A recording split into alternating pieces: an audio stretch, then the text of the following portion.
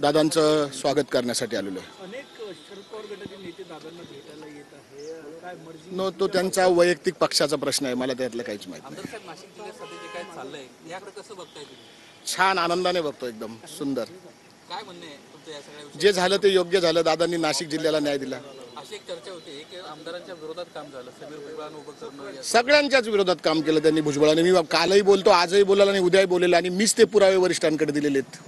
सर्व पुरावे मी वरिष्ठांकडे दिलेले आहेत की यांनी विधानसभेला लोकसभेला काम विरोधात केलं म्हणून। म्हणजे सुहास कांदेंच्या सगळ्या एकंदरीतच भूमिकेनंतर किंवा पुराव्यानंतर हे सगळं असं म्हटलं तर काही वावगं ठरणार नाही। धन्यवाद।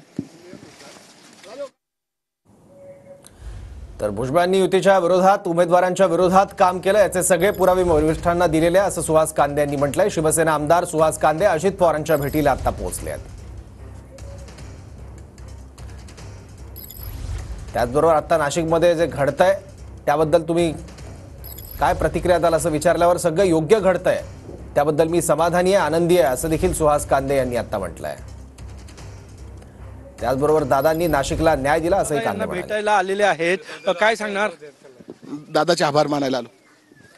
गेले ते भेटायला।